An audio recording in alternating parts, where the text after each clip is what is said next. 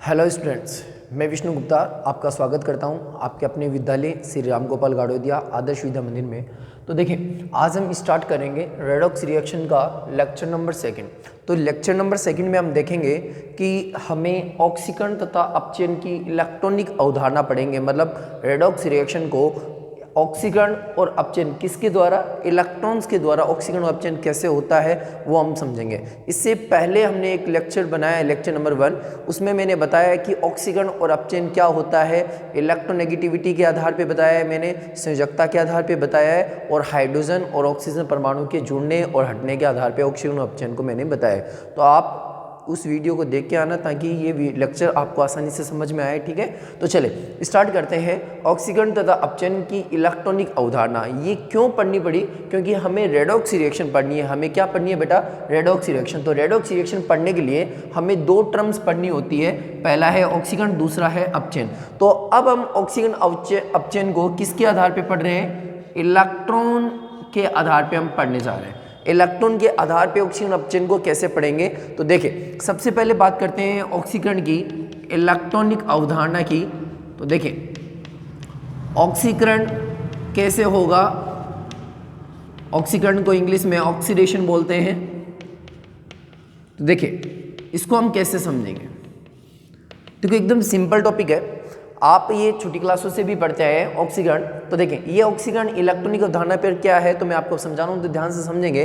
हम कहेंगे कि कोई भी, हम कहते हैं यौगिक है, उसमें जो एलिमेंट्स है वो या तो क्या करता है, इलेक्ट्रॉन को डोनेट करता है, या तो क्या करता है, इलेक्ट्रॉन को डोनेट करता है, या मैं कहूँ वो अपने ऊपर धनावेश की क्या करता है, वृद्धि करता है। तो हम कहते हैं वो ऑक्सीकरण कहलाता है। क्या कहलाता है, ऑक्सीकरण कहलाता है। तो मैं डेफिनेशन लिख रहा हूँ, लिखेंगे जब किसी, इसकी परिभाषा क्या लिख सकते हैं, देखेंगे जब किसी परमाणु, अणु या आयन, जब किसी परमाणु, अणु या आयन अपनी, जब कोई परमाणु, अणु या आयन है, मैं कहूं में से क्या हो जाए, इलेक्ट्रॉन का निष्कासन हो जाए। क्या हो जाए, इलेक्ट्रॉन का निष्कासन, या इलेक्ट्रॉन निष्कासित होता है तथा अपनी ऑक्सीकरण अवस्था में क्या करते हैं, वृद्धि करते हैं, तथा अपनी ऑक्सीकरण अवस्था, बेटा ये ऑक्सीकरण अवस्था में आगे हम ये टॉपिक पढ़ेंगे पूरा प्रॉपर। तो आप इतना ध्यान रख लें कि अपनी चार्ज में वृद्धि करना क्या है, यहाँ पे ऑक्सीकरण अवस्था है। तो हम कहेंगे तथा अपनी ऑक्सीकरण अवस्था में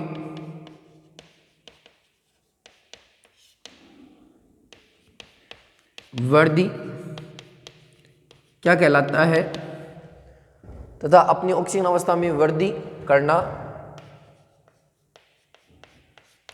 ऑक्सीकरण कहलाता है। क्या कहलाता है, ऑक्सीकरण। इसको हम कुछ एग्जाम्पल से समझते हैं ताकि हमें आसानी से समझ में आए। उसे हम क्या कहेंगे, ऑक्सीकरण। हमने क्या कहा, कोई भी परमाणु, अणु या आयन है वो क्या कर दे, इलेक्ट्रॉन का निष्कासन, उससे क्या होता है, परमाणु आयन में से इलेक्ट्रॉन का क्या होता है, निष्कासन होता है। ठीक है, में से इलेक्ट्रॉन निष्कासित होता है तथा अपनी ऑक्सीजन अवस्था में क्या होती है, उसके वृद्धि होता है। मतलब वो अपनी ऑक्सीजन अवस्था में क्या करता है, वृद्धि करता है। तो उसे हम क्या कहेंगे, ऑक्सीकरण कहते हैं। जैसे हम एग्जाम्पल के रूप में पढ़ें, जैसे हमने कहा ये सोडियम है, क्या करें, एक इलेक्ट्रॉन अगर डोनेट कर दे, जैसे सोडियम सॉलिड है, हमने कहा ये एक क्या कर दिया, इलेक्ट्रॉन का डोनेशन कर दिया, तो ये कौन से फॉर्म में आ जाएगा, गैसेस फॉर्म में आ जाएगा।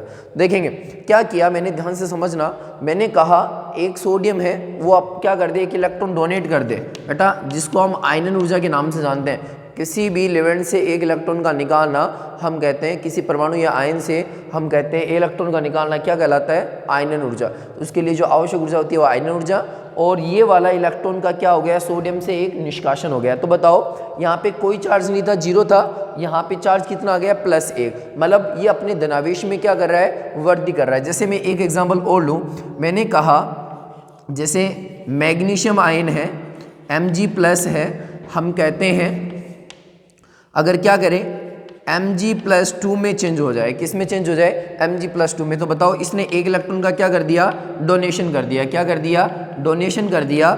तो इस डोनेशन को हम क्या कहेंगे, हम कहेंगे ऑक्सीकरण। क्या कहेंगे, ऑक्सीकरण। हम कहेंगे सोडियम का ऑक्सीकरण हुआ है या मैग्नीशियम का ऑक्सीकरण हुआ है। इसी प्रकार हम ऐसे भी समझ सकते हैं, अगर आपके पास कोई जैसे जिंक है, मैं कहता हूँ जिंक है, वो किस में चेंज हो गया, Zn+2 में चेंज हो जाता है। तो बताओ इसने कितने इलेक्ट्रॉन डोनेट कर दिए बेटा, 2 इलेक्ट्रॉन का डोनेशन कर दिया। तो हम कहेंगे ये 2 इलेक्ट्रॉन का डोनेशन करता है, तो मतलब इसका क्या हो रहा है, ऑक्सीकरण हो रहा है। इसका क्या हो रहा है, ऑक्सीकरण हो रहा है। और इसका एक और बेहतर एग्जाम्पल लेते हैं और समझते हैं। देखो अगर मैं ये एग्जाम्पल और ले लेता हूँ, इसके द्वारा भी आसानी से समझें।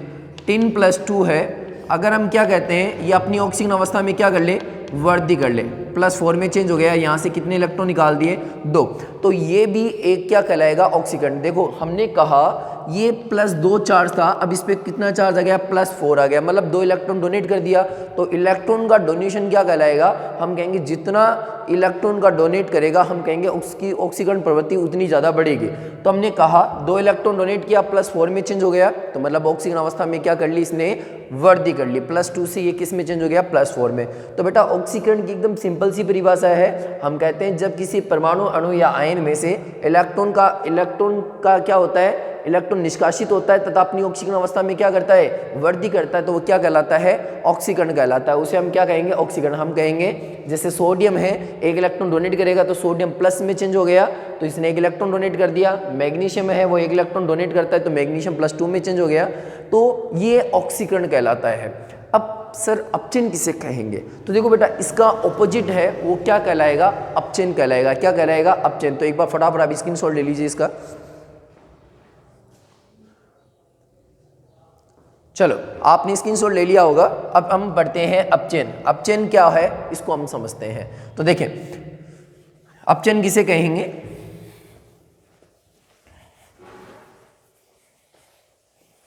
अपचयन किसे कहेंगे वो देखते हैं। ऑक्सीकरण हमने पढ़ लिया,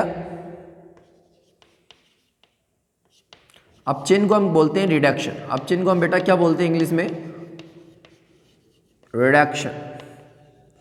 तो देखिए रिडक्शन क्या है इसे हम समझते हैं। तो वही है, हम कहते हैं जब किसी, अगर इसकी परिभाषा दें तो क्या है, देखिए जब किसी परमाणु, अणु तथा आयन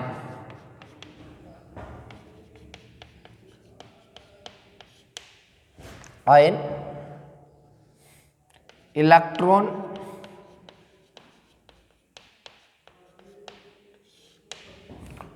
को ग्रहण करता है। इलेक्ट्रॉन को क्या करेगा बेटा, ग्रहण करता है। जब किसी परमाणु, अणु या आयन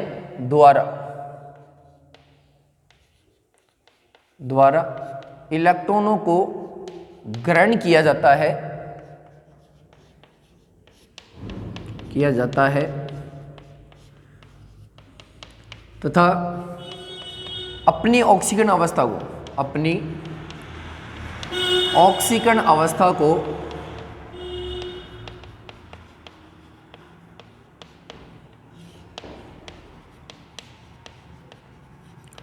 को कम करता है। क्या करता है, अब तथा अपनी ऑक्सीजन अवस्था को डिक्रीज करेगा, कम करता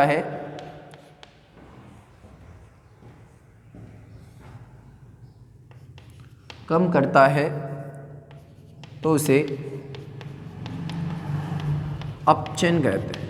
तो इस प्रक्रम को हम क्या कहेंगे, तो इस प्रक्रम को अपचयन कहते हैं, रिडक्शन कहेंगे। इस प्रक्रम को हम क्या कहेंगे, अपचयन कहेंगे। अब देखिए इसको हम एग्जाम्पल के तहत से समझें क्या है। देखिए पहले मैं आपको डेफिनेशन समझाता हूँ। हमने कहा ऑक्सीकरण में कहा था कि जब कोई परमाणु अणु आयन है वो क्या करता है, इलेक्ट्रॉन का निष्कासन कर देता है। तो इलेक्ट्रॉन का निष्कासन करेगा तो इसकी ऑक्सीजन अवस्था में क्या होगी, वृद्धि होगी। तो उस प्रक्रम को हमने क्या कहा था, ऑक्सीकरण। लेकिन अपचयन में क्या कह रहे हैं, हम कह रहे हैं जब किसी परमाणु अणु या आयन द्वारा इलेक्ट्रॉन का क्या किया जाएगा, ग्रहण किया जाएगा, इलेक्ट्रॉन को एक्सेप्ट किया जाएगा, इलेक्ट्रॉन को ग्रहण करेगा, तो हम कहेंगे उसकी ऑक्सीजन अवस्था में क्या देखने को मिलेगी, कमी देखने को मिलेगी। मतलब उसका जो चार्ज होगा ओवरऑल वो क्या होगा, डिक्रीज होगा, कम होगा। हम कहेंगे मतलब पॉजिटिव चार्ज, धनावेश की बात कर रहा हूँ बेटा, धनावेश कम होगा ना कि ऋणावेश। तो यहाँ पे हमने कहा तथा अपनी ऑक्सीजन अवस्था में तथा अपनी ऑक्सीजन अवस्था को कम करता है। तो इस प्रक्रम को हम क्या कहते हैं, अपचयन कहते हैं। एग्जाम्पल के रूप में अगर समझें, अगर एग्जाम्पल के रूप में समझें, जैसे मैंने कहा Cl क्लोरीन है, वो क्या करता है, अगर एक इलेक्ट्रॉन को ग्रहण करता है, क्या करता है, एक इलेक्ट्रॉन को ग्रहण करता है और ये किस में चेंज जाए, Cl माइनस में। मतलब ये एक इसको याद करो, इलेक्ट्रॉन बंधुता बोलते हैं, इलेक्ट्रॉन इफिनिटी बोलते हैं। हम कहते हैं जब कोई उदासीन परमाणु या आयन है वो इलेक्ट्रॉन को ग्रहण करता है तो हम कहते हैं इस ग्रहण करता है तो इसके लिए आवश्यक ऊर्जा का तो हम इलेक्ट्रॉन बंधुता कहते हैं। और इस जो प्रक्रम है इसको हम इलेक्ट्रॉन लब्धि एंथैल्पी के नाम से जो आप जानते हैं, आवश्यक ऊर्जा को इलेक्ट्रॉन लब्धि एंथैल्पी कहते हैं। तो आप इतना ध्यान रखें, हमने कहा क्लोरीन है वो एक इलेक्ट्रॉन को क्या कर रहा है, ग्रहण कर रहा है। ग्रहण करेगा तो इस पर क्या आ जाएगा, ऋणावेश। क्या आ जाएगा, ऋणावेश। मतलब हम कह रहे हैं कि इसमें ऋणावेश में वृद्धि होती है। अपचयन में क्या होती है, ऋणावेश में क्या होती है, वृद्धि होती है। और एग्जाम्पल अगर हम देखें, और एग्जाम्पल अगर देखें, मैंने कहा सल्फर है, अगर दो इलेक्ट्रॉन को अगर ग्रहण करें तो ये किस में चेंज हो जाएगा, सल्फाइड में। हम कहेंगे सल्फाइड आयन में ये चेंज हो जाएगा। तो यहाँ पे इसने क्या किया है, दो आयनों को क्या किया है, ग्रहण किया है। क्या किया है, ग्रहण। अब आप कहोगे सर ये तो सब नॉन मेटल है, मेटल के रूप में भी लेके दिखो। तो हम क्या कहेंगे, जैसे Fe+3 है, हम कहते हैं अगर वो एक इलेक्ट्रॉन ले ले तो बताओ इसकी ऑक्सीजन अवस्था में क्या हो गई, कमी नहीं हो गई क्या। ये 3 से किस में चेंज हो गया, +2 में चेंज हो गया। मतलब यहाँ से यहाँ जाओगे तो ऑक्सीजन अवस्था में कमी देखने को मिलेगी। +3 से ये किस में चेंज हो गया, +2 में। मतलब इसका जो चार्ज है वो आपको यहाँ क्या देखने को मिल रहा है, कम होता हुआ दिखाई दे रहा है। और भी हम और एग्जाम्पल ले सकते हैं, और भी एग्जाम्पल के द्वारा इसको हम समझ सकते हैं, जैसे मैंने क्लोराइड के द्वारा समझाया। और भी हम समझा सकते हैं, जैसे ऑक्सीजन है, ऑक्सीजन गैस है, हमने कहा दो इलेक्ट्रॉन को अगर क्या करती है, ये ग्रहण करती है, 2 या 4 को, तो ये किस में चेंज जाएगी, 2O-2 में। तो हमने कहा ये वाले सारे जो प्रक्रम है, ये जो सारे प्रक्रम है वो क्या किसके हैं, अपचयन के हैं। मतलब इस क्लोरीन का क्या हुआ है बेटा, अपचयन हुआ है, रिडक्शन हुआ है, क्योंकि इसने एक इलेक्ट्रॉन को क्या किया है, ग्रहण किया है। यहाँ पे आप सल्फाइड देखेंगे, दो इलेक्ट्रॉन को ग्रहण कर रहा है, सल्फाइड आयनों में चेंज हो रहा है। Fe+3 है वो किस में चेंज हो रहा है, +2 में चेंज हो रहा है। मतलब यहाँ पे धनावेश में कमी आएगी। मतलब एक यहाँ पे नोट के रूप में हम लिख सकते हैं, नोट के रूप में लिख सकते हैं अपचयन में। अपचयन में क्या होगा, धनावेश, अपचयन प्रक्रम में धनावेश में कमी आती है। क्या आती है,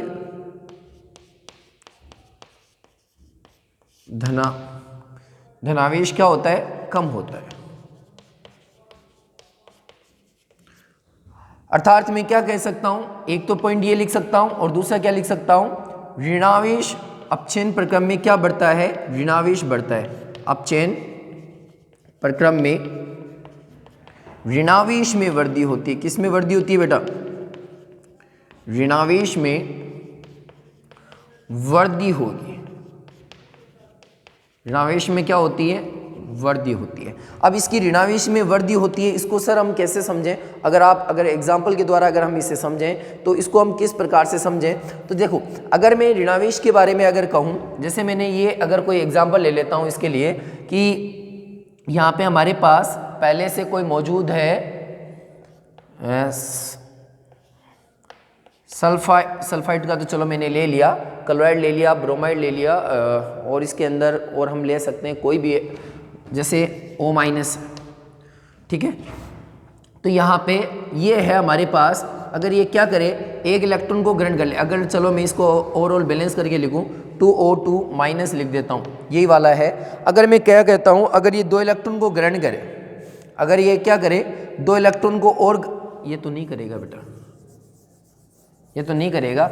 आप तो सिर्फ इसे बना लो इसे, और हम बनाएं कार्बन पे। चलो कार्बन पे बना लेते हैं। कार्बन पे अगर हम कहते हैं कि -2 चार्ज है तो ये कितना कर सकता है, ज़्यादा से ज़्यादा -4 कर सकता है। तो बताओ ऋणावेश में क्या हो गई, वृद्धि हो गई। ऋणावेश में क्या हो गई, वृद्धि। अगर 2 इलेक्ट्रॉन को और क्या करता है, ग्रहण करता है, तो ये किस में चेंज हो गया, C-4 में। तो हम क्या कह सकते हैं, ऐसा हम प्रक्रम कहीं देख सकते हैं कि ऋणावेश में क्या होना है, ग्रोथ होना है। आप यहाँ पे देख सकते हो, यहाँ पे चार्ज था ही नहीं और यहाँ पे चार्ज हो गया। और भी हम एग्जाम्पल ले सकते हैं, जैसे सल्फाइड, यहाँ पे S- है, अगर 1 इलेक्ट्रॉन ले ले तो ये किस में चेंज हो जाएगा, सल्फाइड आयनों में चेंज हो जाएगा।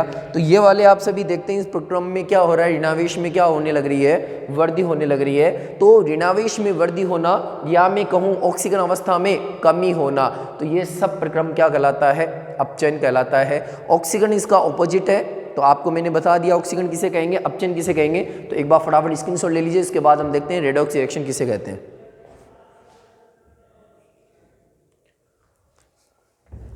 अब देखो बेटा, अब हमें पढ़ना है कि रेडॉक्स रिएक्शन किसे कहते हैं। रेडॉक्स रिएक्शन क्या होगा, ये आपको याद होगा, पहले लेक्चर में मैंने बताया था कि ऑक्सीजन और अपचयन जब दोनों प्रक्रम एक साथ होते हैं तो उसे हम क्या कहते हैं, रेडॉक्स अभिक्रिया कहते हैं। मतलब इस प्रक्रम को रेडॉक्स प्रक्रम कहते हैं और इस अभिक्रिया को हम क्या कहते हैं, रेडॉक्स अभिक्रिया। तो देखें रेडॉक्स अभिक्रिया का हम उदाहरण लेंगे, तो देखें इनको हम समझते हैं। रेडॉक्स अभिक्रिया का उदाहरण लेके ऑक्सीजन तथा अपचयन की इलेक्ट्रॉनिक अवधारणा को रेडॉक्स रिएक्शन से अप्लाई कराते हैं। देखें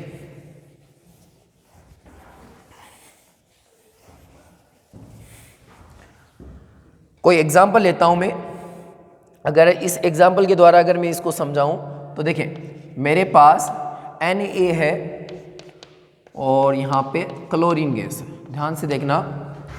यहाँ पे हमारे पास क्या बना, 2NaCl बना, ठीक है बेटा। यहाँ पे Na सॉलिड है और क्लोरीन है वो गैस है, ये आपके पास NaCl बनेगा, वो सॉलिड बनेगा।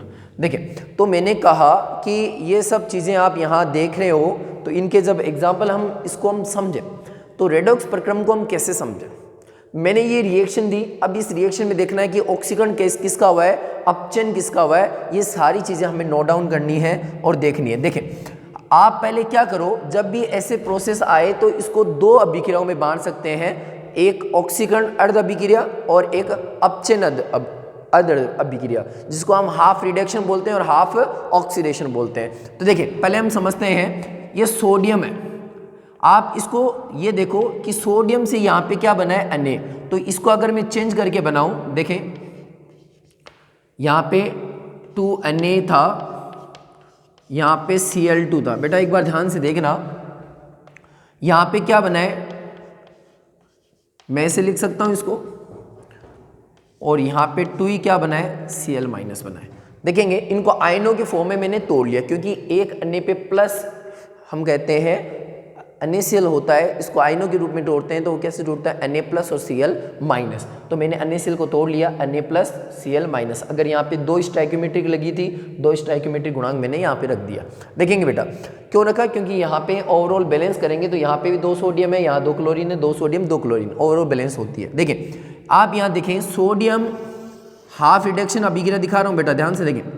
यहाँ सोडियम है और सोडियम से सोडियम आयन बना है, मतलब सोडियम से सोडियम आयन बना है, मतलब धनावेश बढ़ रहा है। आप देखेंगे यहाँ पे कोई चार्ज नहीं था और यहाँ पे चार्ज है, मतलब इलेक्ट्रॉन का क्या हुआ है, निष्कासन हुआ है। इलेक्ट्रॉन का क्या हुआ है, निष्कासन। देखें एक सोडियम ने 1 इलेक्ट्रॉन डोनेट किया है, तो बताओ 2 सोडियम कितने इलेक्ट्रॉन डोनेट करेगा, 2 इलेक्ट्रॉन। तो हम क्या कहेंगे, यहाँ पे 2 इलेक्ट्रॉन का निष्कासन या 2 इलेक्ट्रॉन का क्या हो रहा है, त्याग हो रहा है।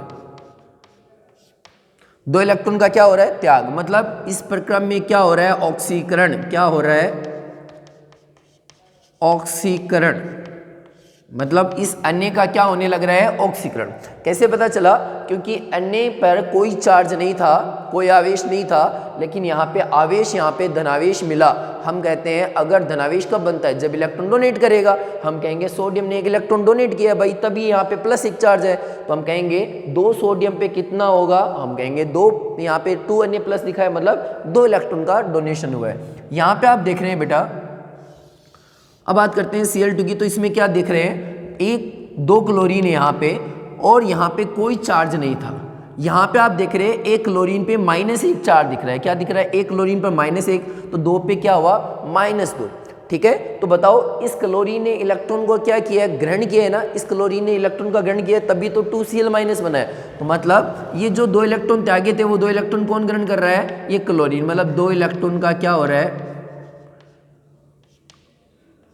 को ग्रहण किया है। 2 इलेक्ट्रॉन को क्या किया है? इसने ग्रहण किया है। मतलब इसका क्या हुआ है? अपचयन। क्या हुआ है बेटा? अपचयन, रिडक्शन। तो देखिए हमने कहा इस अभिक्रिया में हमें देखने को मिला कि इस सोडियम का तो क्या होगा?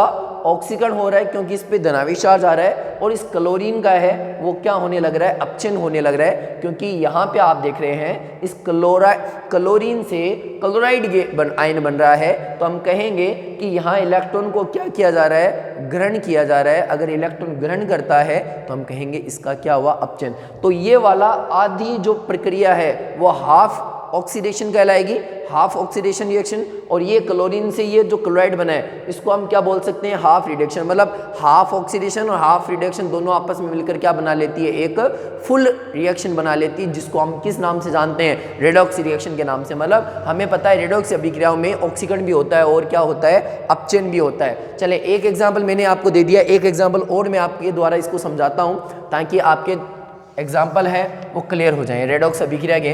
तो मैंने रेडॉक्स अभिक्रिया अब आपको याद हो गई होगी थ्योरी इसकी।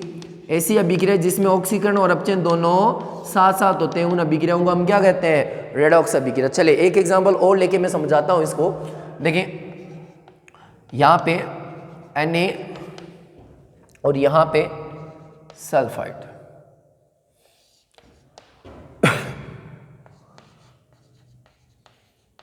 यहाँ पे आप एग्जाम्पल के रूप में मैंने लिखा, यहाँ पे ध्यान से सुनेंगे, सोडियम है और सल्फर है। ये सल्फर गैस के फॉर्म में है, ये सोडियम सॉलिड के फॉर्म में है, और यहाँ पे Na2S बना है वो आपके पास सॉलिड बना है। देखें अब ये आयन किस फॉर्म में बने, कैसे बने, इनके पीछे हम रीज़न पढ़ते हैं। क्या हुआ? किसका ऑक्सीकरण हो रहा है, किसका अपचयन हो रहा है? हमें इस रिएक्शन से पता नहीं चल रहा कि किसका ऑक्सीकरण हुआ, किसका अपचयन हुआ। तो इसकी हम हाफ रिडक्शन रिएक्शन लिखते हैं। देखिए इस सोडियम आयन को सोडियम जैसे लिख लो, ये 2 के 2 है। सल्फर के सल्फर लिख लो। अब देखो इसको Na2S को तोड़ो। बेटा याद रखें Na2S हमें याद रखना है सल्फर पे कितना चार्ज होता है। यहाँ पे आपको चार्ज कैसे पता चलेगा?